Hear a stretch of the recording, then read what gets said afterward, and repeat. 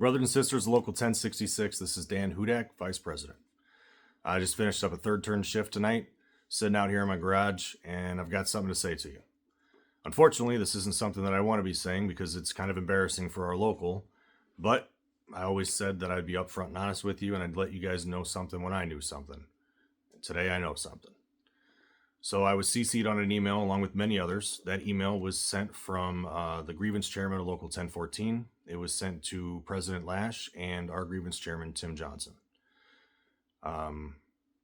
This email is essentially a cease and desist letter. So they're saying that they had no knowledge of the agreement that was made regarding the restart of TIN.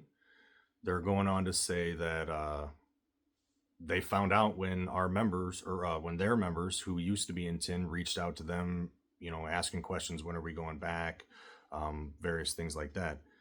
And they're pretty much telling us that we had no business to do this because they are the sole bargaining agent for their membership, which is very true.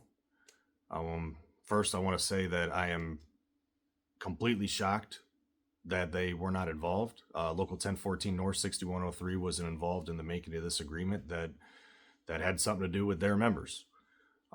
I want to apologize to the leadership of 1014 and 6103 on behalf of our membership. Rest assured, we did not know. I myself didn't know, and the rest of our membership didn't know that our president and chairman were bargaining with the company regarding your members behind your back. Also, I want to apologize to the members of 6103 and 1014 that I personally spoke to. A lot of members who used to be in TIN had reached out to me, asking me questions, asking for my advice.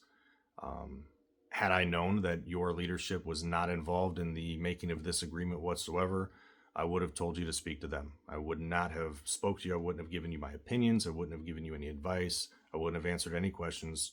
I would have told you needed to speak to your leadership because your leadership needs to be involved in this kind of thing.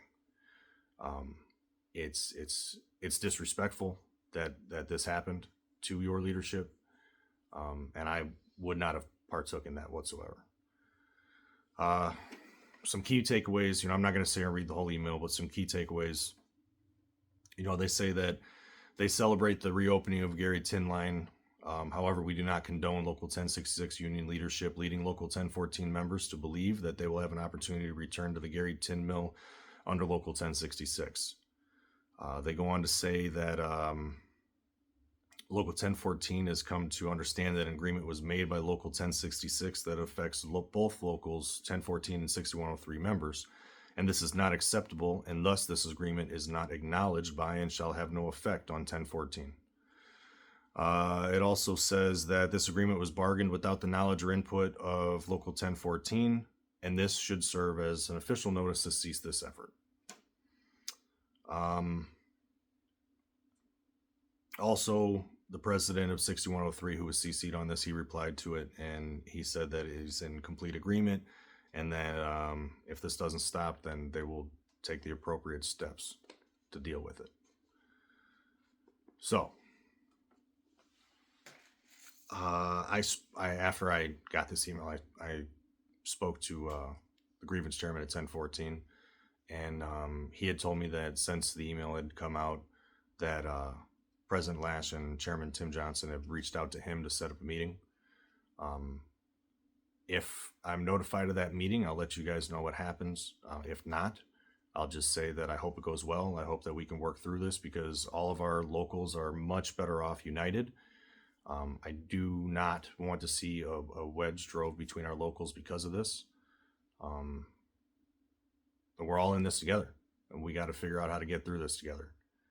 It's a shame that this happened the way it did, but here we are. This is where we're at.